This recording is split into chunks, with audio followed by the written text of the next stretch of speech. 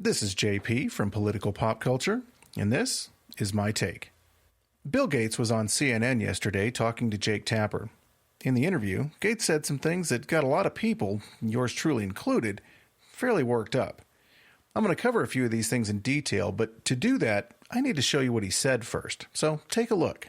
We're seeing record high cases, deaths, and hospitalizations in the U.S. right now, and those numbers are climbing. Okay, I need to stop it here for just a second. Yes, we are seeing an increase in people testing positive for COVID. But what Jake Tapper isn't saying is that we're seeing more positive cases now because people are being tested at a much higher rate now. As a result of more people being tested, more people are being hospitalized. Although those people, by and large, are people who, because of age and or comorbidity, are more vulnerable to the potential effects of the virus. The same goes for death totals. Most normal people are not out catching COVID and dropping dead. There are people at greater risk, but those are the same people who are at a greater risk in general. How bad do you expect things to get over the next 3 or 4 months before the vaccine is widely available? Yes, please enlighten us, Dr. Gates. What do you expect? Well, sadly, the next 4 to 6 months could be the worst of the epidemic. The IHME forecast shows over 200,000 additional deaths.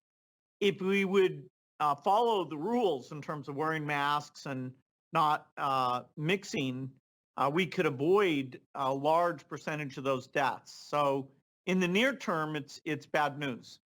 So what's he saying here? Well, what he's saying is the next 4 to 6 months could be worse than the last 9 months, that infection rates could skyrocket. We could see the number of deaths in the U.S. double, but if we would just follow the rules, we could be saved. Why, if we wear our masks and stop mixing together, we could very well be delivered from this misery, maybe as soon as summer. Well, bad news, Bill. It isn't even officially winter yet. Some people can't survive until summer if they're forced out of business or forced out of work. But the thing that's surprised me is that the economic impact in the U.S. and around the world has been much greater than the forecast that I made 5 years ago. Why do you think that is? Well, I think it's good in a way in that people are able to work online, and so we were able to make this shift. It's good in a way. The damage to the economy, people being forced out of business, is good in a way. Because some people get to work at home, and that is good for Bill Gates' bottom line. But people don't like to go out when there's death, and they might get infected, they might infect someone else. And so that reaction that, these are not normal times, people aren't going to ignore the risk, that's meant that the economies have been really changed dramatically. And that's why we need this vaccine to get back to normal and have people able to do their work. People don't like to go out when the media has spent over 9 months scaring the ever-loving crap out of people. People are scared because people like Jake Tapper and Bill Gates conspire to spread fear and panic about COVID. You're damned right the economy has been, quote, changed dramatically. And it's surely pure coincidence that it's changed in a manner which greatly benefits you, Bill Gates. More than 30 million people in California are right now under brand new stay-at-home orders as hospitals there risk being overwhelmed. There are a lot of governors who oppose bringing back these lockdown orders and forcing businesses to close. What do you think? Do you think more states need to consider taking that kind of drastic action and the kind of drastic action we saw when the pandemic first began, or can there be a more nuanced approach? Well, certainly mask wearing has essentially no downside. They're not expensive. We ask people to wear clothing in general. This is not, super burdensome. So whatever can be done to improve mask wearing is a big deal. They may not be super burdensome in Bill's opinion, but some people may disagree.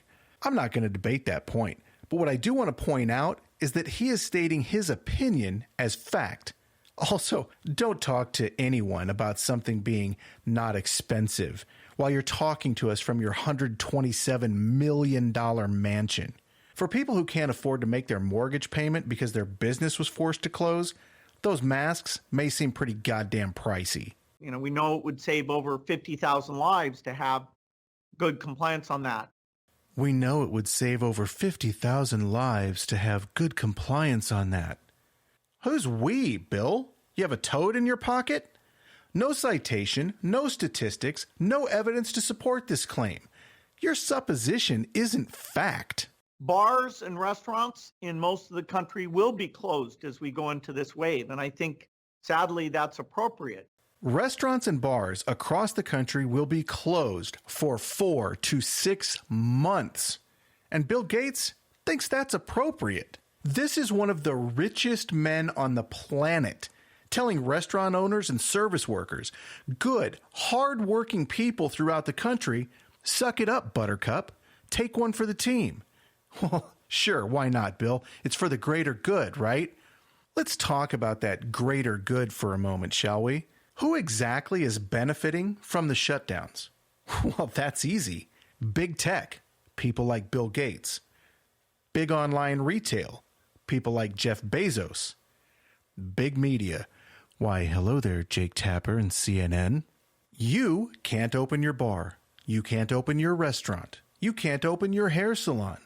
But Bill Gates, he's still selling Microsoft Word.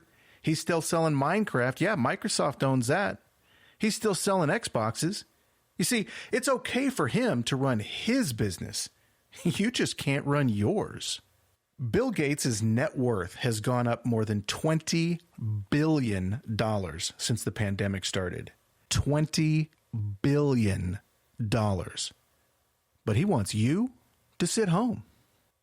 Does anyone else remember when we were supposed to self-isolate for 2 weeks to, quote, flatten the curve? How the hell did 2 weeks turn into 9 months? And how does 9 months turn into indefinitely? Forget about the economy for a moment. At what point does the psyche of America break? I mean, I'm a fairly reclusive guy. I enjoy spending time alone or with my family at home.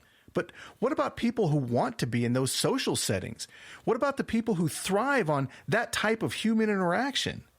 The mental health aspects of long-term shutdowns and isolations cannot be ignored, regardless of how much richer it'll make Bill Gates. I can't speak for anyone else, but I can tell you the people that I've spoken to are pissed off. It's been almost a year, and people are beyond ready to get back to some semblance of normalcy. But if elites like Bill Gates have their way, this is just going to keep going on and on and on. Why? Because Bill Gates is getting even richer because of the pandemic shutdowns. Again, Bill Gates has seen his net worth increase by $20 billion since the pandemic started. Jeff Bezos has seen his net worth increase by over $91 billion during the pandemic. I'm not hating on these guys, by the way. I'm a capitalist. But what I don't like is seeing these guys profit off of the misery and misfortune of others. And when Bill Gates goes out on national media in front of millions of viewers and talks about shutting down the economy for another 4 to 6 months being a good thing, I get angry. The World Health Organization numbers show COVID-19 has a 1.8% mortality rate. But that number is worldwide, and it includes areas where healthcare doesn't look anything like what we're used to seeing in the U.S. That rate also doesn't account for comorbidity factors. The actual survival rate is over 99.5%. In fact, according to the CDC, the survival rate doesn't even drop below 99.5% until you get to the 70-plus age bracket. The CDC says only 6% of COVID deaths show the virus as the cause of death, while the other 94% have comorbidities like respiratory diseases such as pneumonia, asthma, and COPD, as well as conditions like diabetes, hypertensive diseases, and heart disease. Why are we hiding from this? Stop pretending that this virus is akin to the Spanish flu of 100 years ago. It's also time for us to stop listening to the elites, to stop listening to the media, and to start taking politicians who overstep their boundaries with needless and burdensome regulation out of office. Well, there you have it. That's my take. Normally, I try to inject some humor and pop culture references into these recordings, but this just didn't feel like a laughing matter to me. I guess I lost my smile. Okay, there's one pop culture reference for you. What do you think? Am I on the right track or am I off the rails? You can let us know by joining the cult at PolPopCult on Facebook, Twitter, and Instagram. Thank you for listening.